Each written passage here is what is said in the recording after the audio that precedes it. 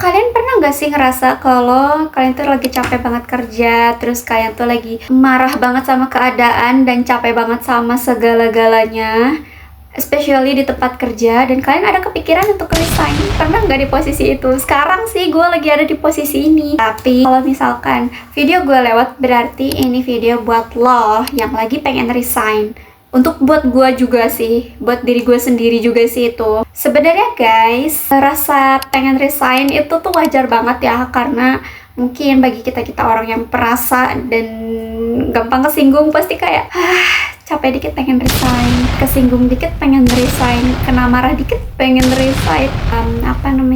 Perasaan kayak gitu tuh harusnya jangan dipelihara. Tapi gue juga ngerti kenapa kalian bisa kayak gitu. Mungkin nggak terbiasa juga dengan beberapa hal yang memang ada kondisi di mana lingkungan kerja sama lingkungan rumah itu kan beda banget ya. Kayak switch gitu loh, dari lingkungan sekolah ke lingkungan kerja itu bener-bener beda banget. Karena lingkungan kerja itu kita butuh banget yang namanya mental.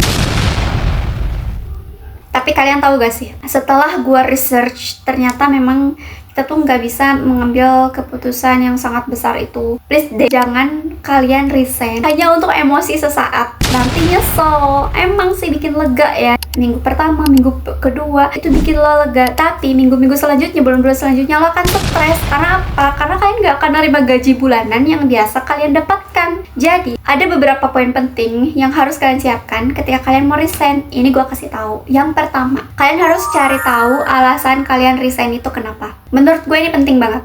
Kita nggak bisa resign karena emosi sesaat. Itu poin yang harus kalian ingat guys. Karena kita nggak bisa dong resign tanpa alasan. Kita kesinggung sama si A, kita kesinggung sama si B, kita marah sama si A, kita abis dimarahin atasan, terus tiba-tiba pengen resign. Enggak, jangan kayak gitu please. Karena dunia kerja itu kan memang keras. So, cari tahu lah alasan kalian pengen resign tuh secara logis, like karena gaji kah? Misal gaji kalian tuh nggak cukup, atau gaji kalian selama 5 tahun nggak naik-naik misal. Atau karena lingkungan kerja kah yang memang udah bener-bener toxic dan kalian tuh udah bener-bener capek banget menghadapi itu semua dan nggak bisa ditoleransi. Or karir mentok, kayak kalian tuh pengen berkembang, tapi ternyata kita udah 10 tahun kerja di sini tuh dengan bidang yang itu-itu aja. Jadi nggak ada support dari perusahaan untuk kalian berkembang juga, like that. Atau misal kalian ingin alasannya pindah bidang, misal di perusahaan A kalian bidangnya B karena mentok nih, kalian udah kerja selama 9 tahun misal di perusahaan A, terus kalian pengen switch karir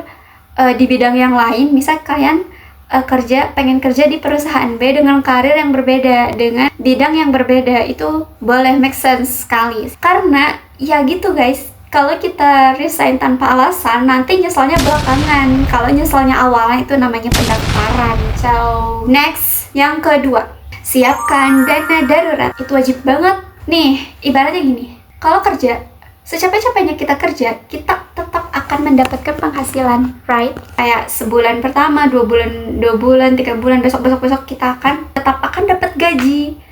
Tapi kalau kita resign, kita nggak akan dapat itu guys. You know, seenggaknya siapkanlah dana darurat untuk beberapa bulan ke depan. Contoh kecil, anggaplah kalian menghabiskan 2 juta selama sebulan.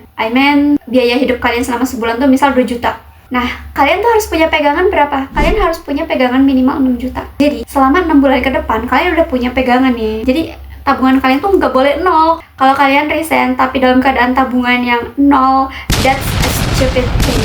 Itu bodoh banget. Kalian akan hidup di mana? Mending kalau orang tua kalian kaya raya. Terutama kalau misal kita resign tanpa backup plan, belum ada tempat kerja yang baru, kita tuh butuh banget beberapa juta uang untuk kita habiskan. Maksudnya untuk kita hidup selama beberapa bulan selama kita belum diterima di tempat kerja yang baru. Apalagi kita masih jadi job seekers lagi, balik lagi dari nol. Kalian tuh tetap harus punya modal kan untuk nyari kerja. So, siapkanlah dana darurat.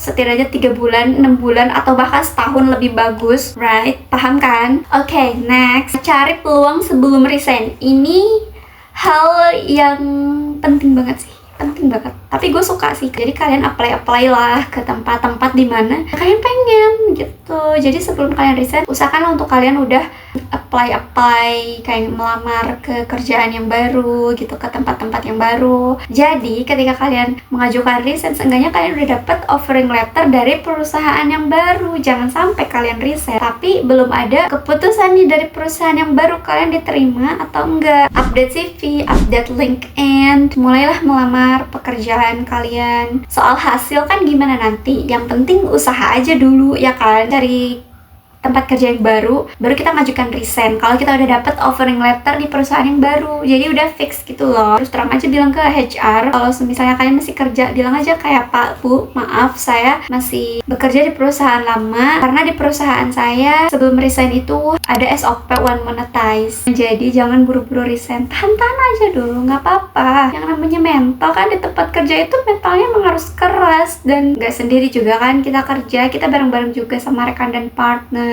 So next,